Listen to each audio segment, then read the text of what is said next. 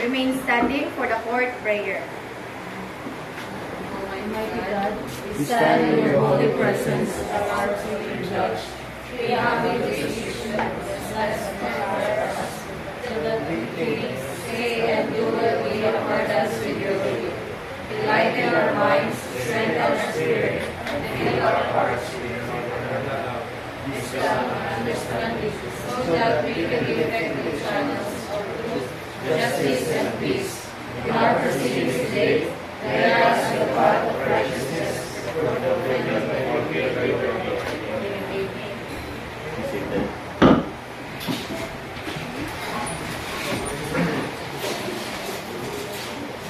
First accused. First accused.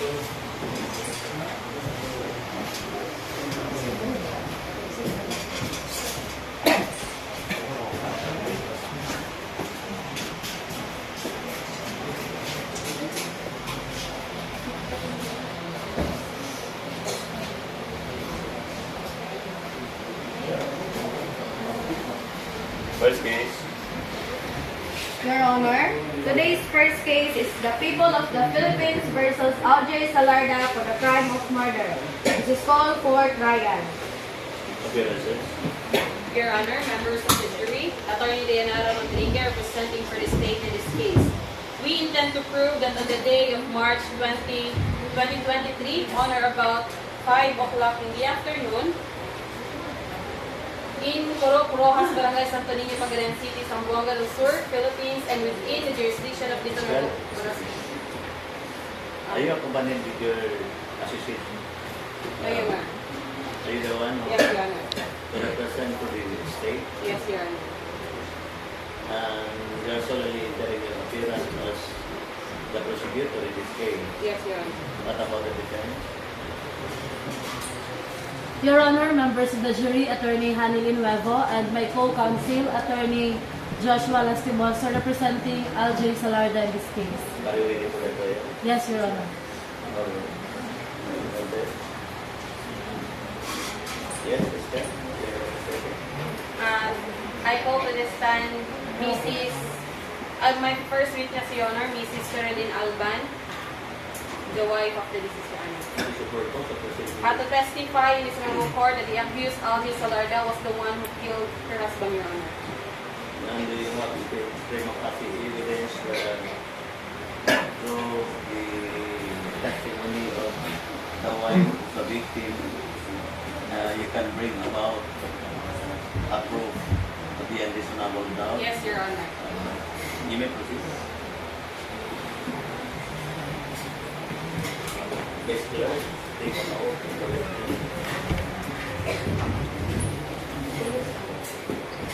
Please raise your right hand. Do you swear to tell the truth, the whole truth, and nothing but the truth? You may proceed. With the kind indulgence of this honorable court. Thank you, Your Honor.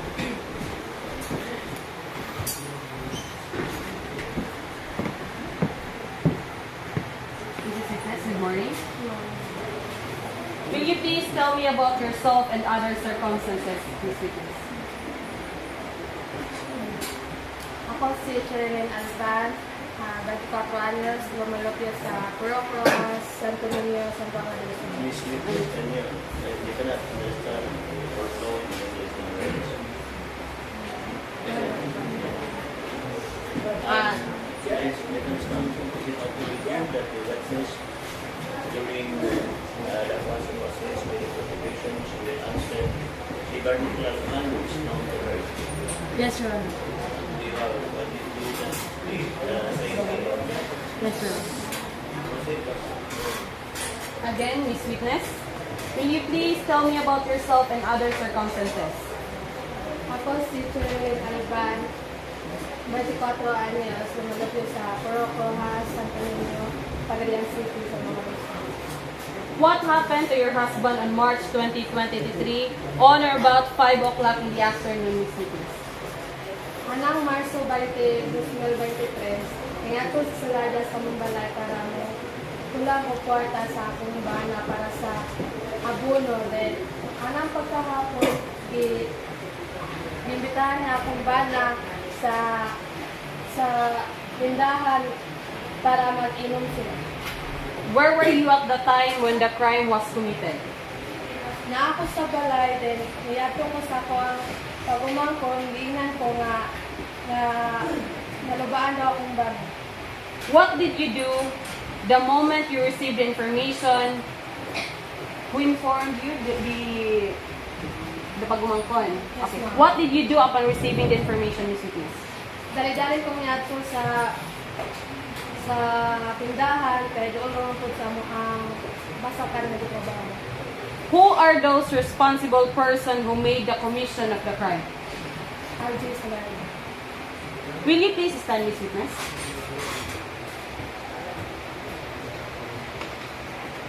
Miss Witness, please pinpoint the personality of the accused if he is around in this honorable court. Siya, ma'am. Siya ang matatay sa akong bana. And how did you know and who told you that that person is the person responsible in committing the crime? Nagag witness, ma'am, o mga pwede panginuan sa resulta sa investigasyon sa mga pulisya. And what else did you know? Your Honor, no further questions. With the kind indulgence of this honorable court. Thank you, Your Honor.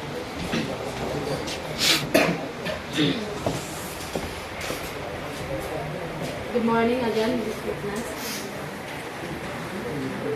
Mrs. Alban, how did you know that the person of Algie Salarda is accused of this case? Kaya siya man ang kauban sa akong bana, ma'am, din. Before ako nga nitabo, nga dito sa akong balay. Wala ko yung naing suspiktado nga siya rin ang gahino ako. Who is that person who informed you? Mga pulisya, ma'am. May resulta sa mga pulisya o daghang kong witness sa akin. You said earlier that your nephew is the one who informed you during the commission of the crime. And why now you said that the police officers are the one who informed you? May resulta man, pero before ako, giinan ko to sa akong nephew, mong dali-dali ko na ito sa ating lahat. Did he saw the commission of the crime? Yes, ma'am. Or is your nephew saw Algie Salarda stab your husband? Yes, ma'am. Okay. How did you know that the person of the accused is the same person, Algie Salarda, who killed your husband? Kaya magkababata sila, ma'am, din. Kung sapo ko sila sa trabaho sa akong basakan, amigo sila since birth, din. Kaila po din, ma'am, sila. Earlier you said that your nephew again is the one who saw during the commission of the crime. Do you have any assurance that with the kind permission of the prosecution that if she will present your nephew as a witness, is he or she can fully identify the suspect in this case as the one who killed your husband? Mrs. Witness, if I may to ask you, are you being teach or coached by the prosecution in this presentation? No. Meaning that what you reveal today is your own personal testimony? One last question. I've read in your complaint affidavit that you never expect that the respondent of this case, Algie Salarda, would kill your husband, right? Do you have a personal knowledge as to the relationship of Algie Salarda and your husband? They are? Friends and neighbor. Since when? So, you will call them as best friend. So, do you think that Algie Salarda would kill his best friend? Hindi ko katuman, pero basin man kay bukog naman siya ako, basin na maaway, nag-away sila. So, by any chance, would you kill your best friend? Thank you, Your Honor. No further question. Then, In addition, you speak about your nephew. When you placed in the honorable court, how old is your nephew? 18 years old, Your Honor. 18 years old. Yes, Your Is Honor. he around? No, Your Honor. None. But if the court then, or this honorable court, will send an invitation to subpoena at testificando, do I ask your people that he or she can bring you here to testify? No, Your Honor, because Where is she? nasa Manila, Your Honor. He was in Manila. Yes, Your Honor. Did he even dispose of any testimony before leaving to Manila for us to clear out some things that happened on the incidents of killing your husband? Yes, Your Honor, na natagal siya testimony. Did he give the testimony to the police? Yes, Your Honor. Is it correct that right after the incident, your nephew has accompanied you to the police stations and disposed his testimony? Yes, Your Honor. Did he read those into writing? No, Your Honor. None. Who is the police officer? Why did you not? Police officer, are you investigating men or police that conducted the investigation right after the incident? Yes. And did you know then the nephew of the witness speaking about the incident happened to her husband? Did you know that you are aware that your nephew, that his name, your brother, is with her during the time that you prepared the investigation investigation? None. What exactly did you went to the police stations accompanying your nephew for the disposition of her testimony? I'm sorry, Your Honor, wala na yung ko. Wala mong kanto. Yes, Your Honor. Wala niyan to. Pero, paan ka na, nag-imbestiga sa dito sa balay na nag-isultiran nga mga polis na. Mga pulis. Nag-isultiran ko sa mga. Is it not correct that if those testimony that has been disposed of available by your nephew shall be considered as a heresy evidence because it was not even reduced into writing for us to consider that this testimony shall be considered as a confirmation, or if not confirmation, shall be considered as our documentary evidence, especially in this court. So that in one way or another, what you have been disposed of to this hearing is considered as admissible in evidence. Is that correct? Yes, Your Honor.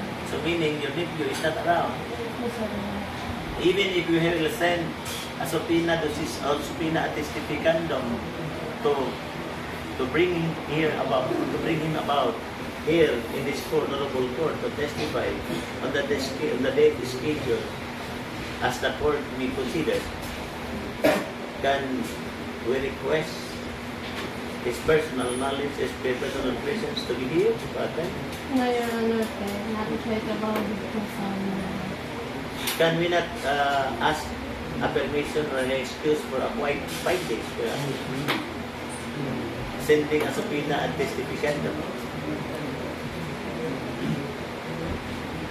Yes, Your Honor. Yes.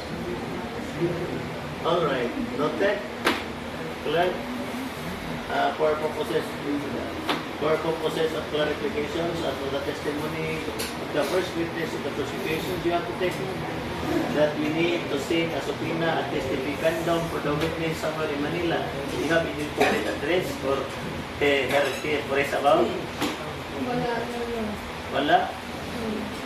Actually, wala ko kabalo ko. Siya, dati tarong lahat. But you can ask the parents of that nephew, this witness, as to whereabouts. All right. Clerk, please coordinate the witness as to the address of his nephew, of your nephew rather, for us this court will send a subpoena at testificandum, and take note on July 10, the schedule to which he shall be considered to be around in that hearing because his testimony is so much material and necessary for the prosecution. Yes, Your Honor. Do you have something to say? Ms. Kyle? Your Honor. Do you want to dispense your Yes, Your Honor. okay. Witness this, please.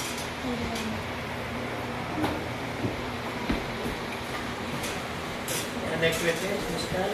My second witness, Your Honor, I call to the stand Mr. Jeremy Velos, the owner of the store, to testify that the accused, Mr. Salarda, was murdered Mr. Alban and the one who witnessed the commission of the crime, Your Honor. Alright.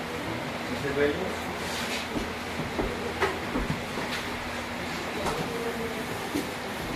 Alright, then, take the witness to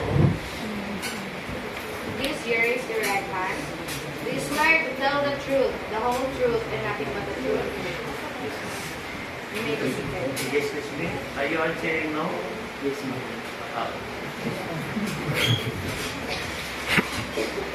With the kind indulgence of this report, Yes. may I proceed, Your Honor?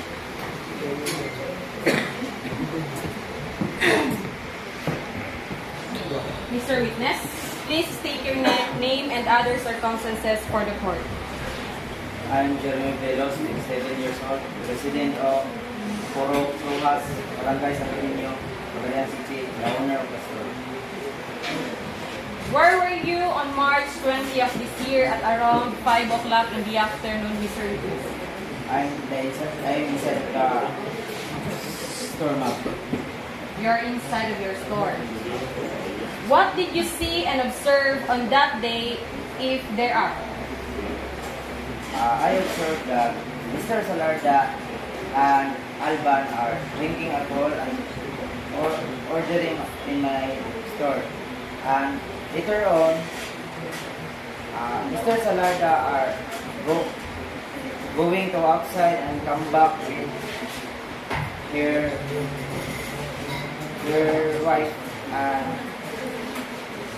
I heard that her wife are shouting, and Salarda said, "Don't hold me." That's all, ma'am. You've said that you saw Salarda carrying a knife at the time. Yes, ma'am. What instrument did Salarda use in stabbing Mr. Alban? A knife, ma'am. A knife.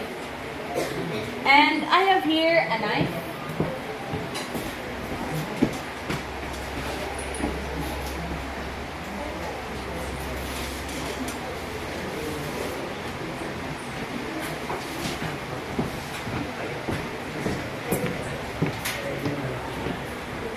Mr. Witness, I have here a knife. And will you please identify this knife and the relevance of this knife? That knife, ma'am, is who used to snap Mr. Alban. So this is the knife being used to stab Mr. Alban. Mr. Alban.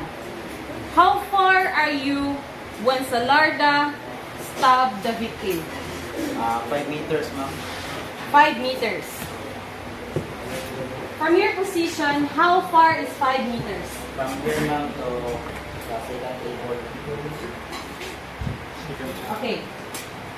On that day, 5 in the afternoon, was dark day or dark night? A dark day, ma'am. So meaning you can easily identify the accused in this case. Yes, ma'am. Mr. Witness, you've said it was dark day. Can you please reveal the name who stabbed the victim? The name who stabbed the victim, ma'am, is Algie Salarda. How did you know him? Because I'm his neighbor, ma'am. Since when? Since birth, ma'am. Since birth. Okay, no further questions, Your Honor. With the kind indulgence of this honorable court, may I proceed, Your Honor?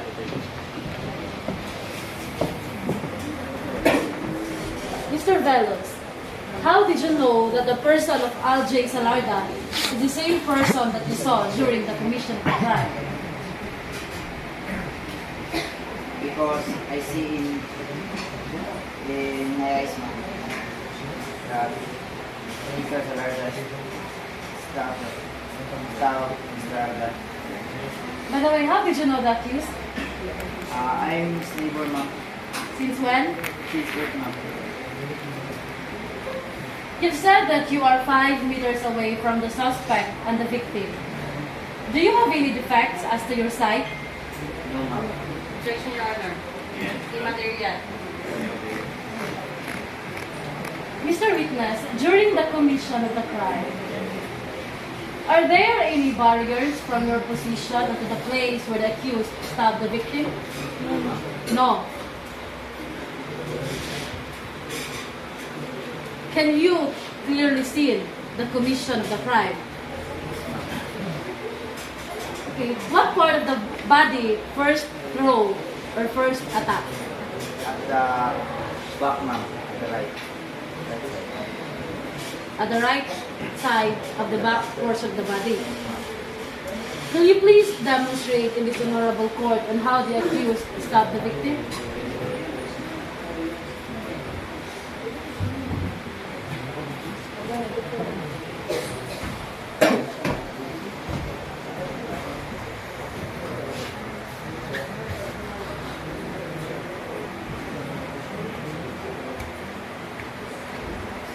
So how many times did the accused in this case stab the victim?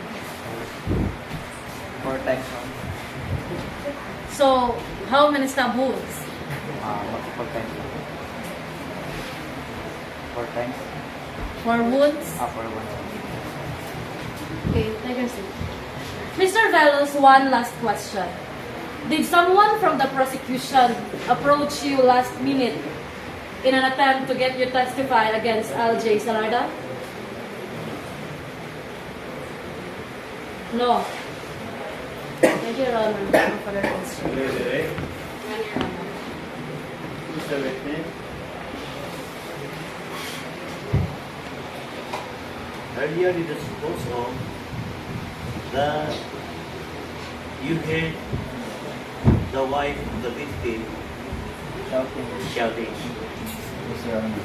Meaning, at the time that the crime was committed, the wife has saw, has saw the incident. Sorry. Is that what you mean? Is that correct? Yes, Your Honor. Meaning, the wife, when the wife testified in this honorable court that to her personal knowledge that her husband was stabbed because of her nephew immediately running up and informing her that her husband was stabbed.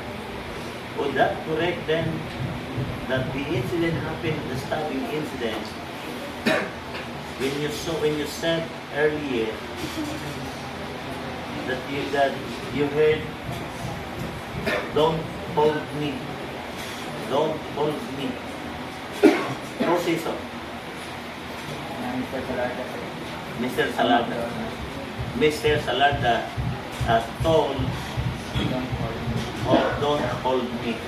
Meaning, it refers to the wife of the victim. Correct? 5 meters away, correct? Yes, Your Honor. And it was committed at 5 o'clock in the afternoon. Yes, Your Honor.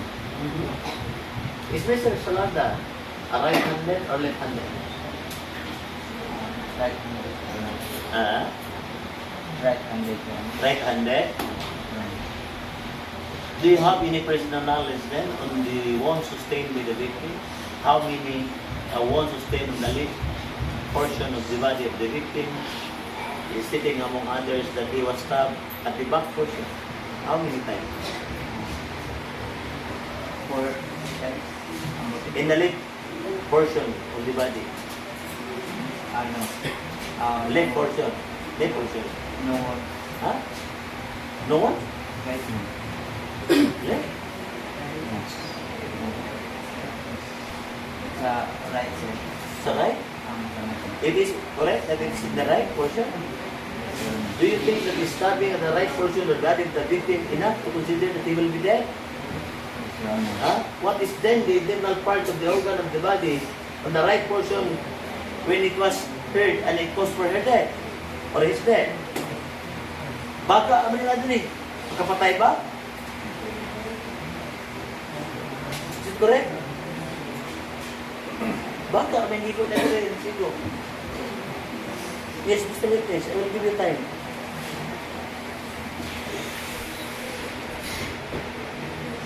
How many times? Or how many wounds sustained by the victim in the left portion of his body? 4 wounds. As you said, because the suspect stabbed the victim 4 times. So it's exactly correct. There are 4 wounds sustained. Exactly. But my question is, how many wounds sustained on the left part of the body of the victim as a result of the stabbing? No one. No one sustained. No one sustained. All right. Skal, you are still. You want to dispense your. Yes, Your Honor. Yes. Okay. Witness excuse.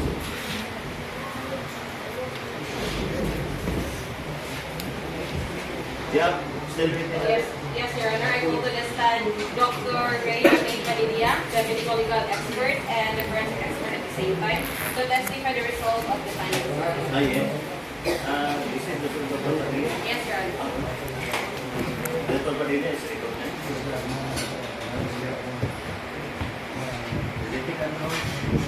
Please stand. Raise your right hand. Do you swear to tell the truth, the whole truth, and nothing but the truth? Yes. With a kind of this Yes. report, may I proceed, Your Honor? Thank you, Your Honor.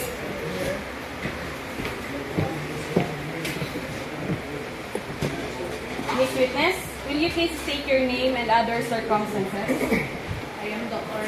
Padilla and I live in Barangay Balangasan. Miss Witness, how did you know that the victim, Rodel Alban, was subject for examination? I was asked by the Sotomam to examine the body of the victim. And what is your findings? Sustained multiple stab wounds. So the victim sustained multiple stab wounds. What part of the body, Miss Witness? In the right portion of the back. So if I may to consider the deep penetration of the knife, can you tell in this honorable court in terms of inches as to the measurement on the wound sustained by the victim? 5 inches. 5 inches. No further questions, Your Honor. With the kind indulgence of this honorable court, may I proceed, Your Honor?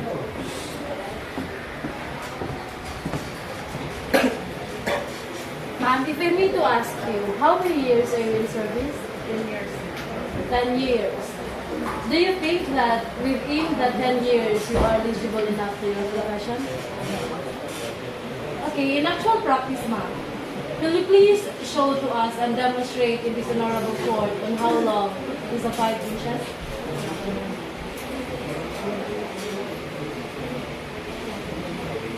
Yes, sir. Thank you, Your Honor. No further question. Redirect. Ma'am, Your Honor. Miss Witness. Are you a medical expert? Yes, sir. You've been in practice for about 10 years, correct? Yes, sir. How many times you will be invited by the SOCO to examine the wounds of the victim? How many times? Multiple times, Your Honor. Many times, multiple times. Yes, sir. You've said about 4 stab wounds as your findings sustained by the victim as a result of this death. Yes, Your Honor. And you also dispose of that on your examinations, and you found out that there were 5 inches long penetrations of the knife to consider the length of the victim, right? Yes, Your Honor. Now, upon examinations of the body of the victim, will you please tell us what parts of the internal organs of the victim was hit or were hit during the stabbing incident? Lungs, Your Honor. Lungs? Yes, sir. Lungs? Yes, Your Honor. Lungs. It was totally destroyed? Yes, Your Honor. Totally destroyed, is that correct? Is it enough that from your end, is the lungs of a person has been totally destroyed, or because it stops in incident, it will cause his death? Yes, Your Honor. Huh? Are you sure? Yes, Your Honor. Buhi pa ganyan ng TV, mga TV ganyan, nga baga na nabuslot-buslot pa. Huh? The victim died, Your Honor, it's because of the blood loss, Your Honor. Excuse me? Blood loss, Your Honor. Blood? Loss. Blood loss? Yes, Your Honor. Blood loss? Why? What is in your opinion then? Is it correct that right after the incident of the stabbing of the abuse against the victim then was not rushed immediately to the hospital for medical attendance or examination? Yes, Your Honor. That is your impression. Yes, Your Honor. That is your impression. Yes, Your Honor. You have something to say? You have something to say, Mr. Witness? No, Your Honor. Something? None, Your Honor. Alright. Next excuse. Witness the excuse. Next one. I go to the stand, PCPL Edwin Pascua as one of the police officers responded to the incident and the one who conducted the investigation. Your Honor.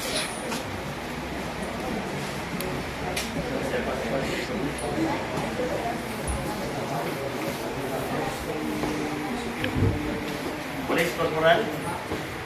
Your Police Corporal Gusto. Okay, take a note. Please raise your right hand. Do you swear to tell the truth, the whole truth, and nothing but the truth?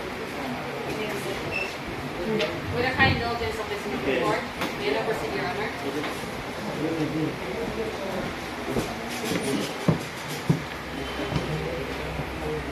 Mr. Witness, I have here a document and on the center, affidavit of witness.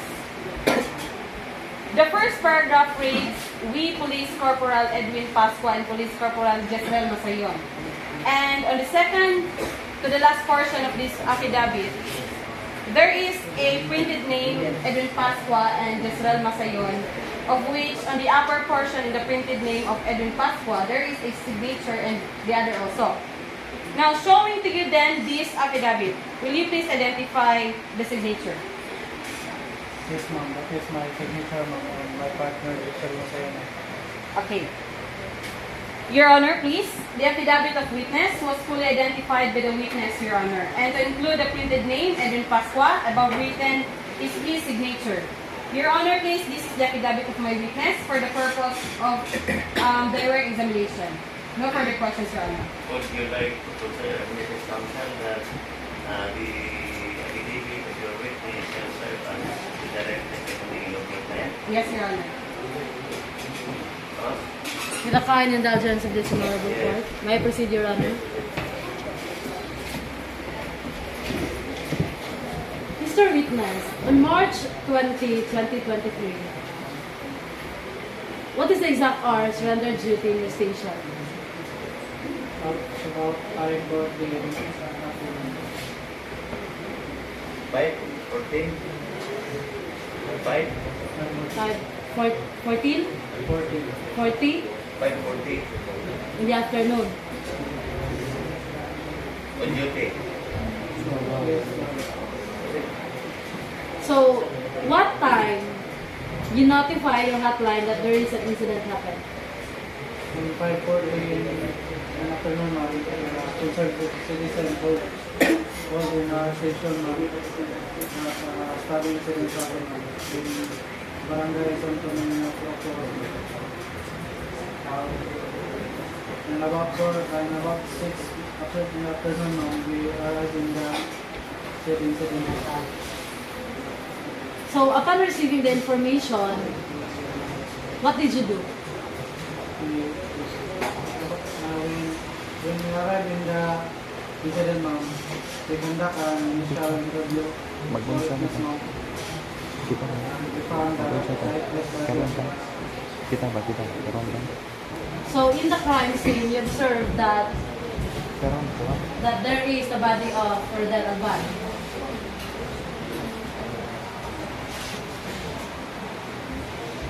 So, after in your immediate investigation, or what is the result of your investigation, rather?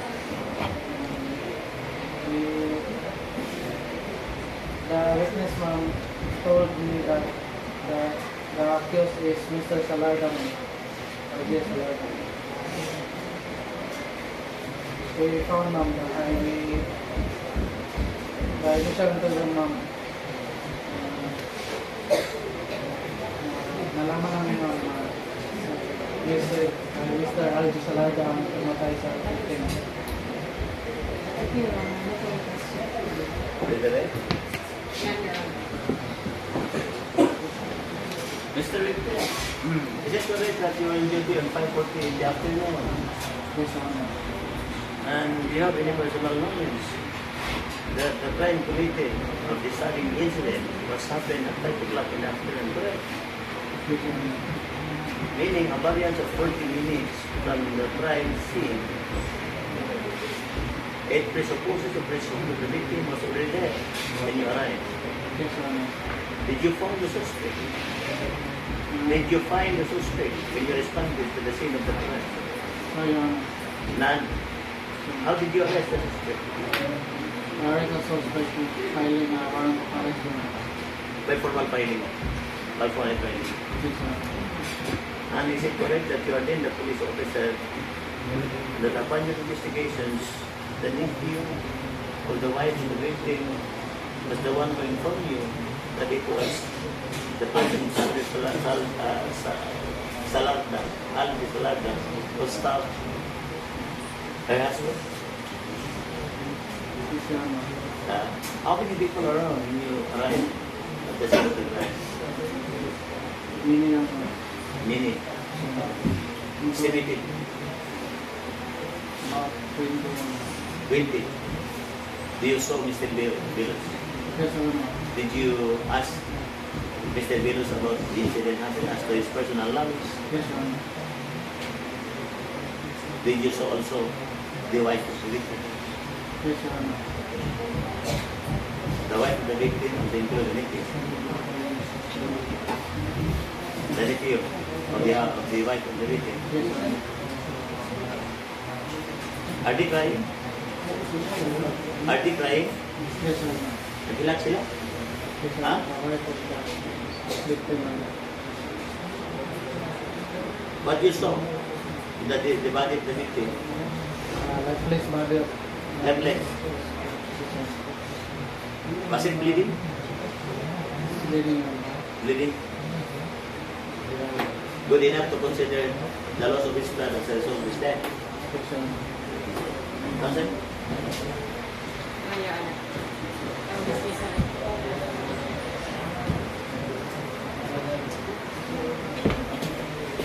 You have still witness testimony? Ayan, Your Honor. Done? Oh, that's all. Done? Yes, Your Honor. Yes, Senator. Are you ready for presentation of proof? Yes, Your Honor.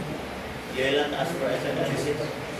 Your Honor. You will not ask for a receipt for 5 minutes. Will you? Yes, Your Honor. Yes, for 5 minutes. Yes.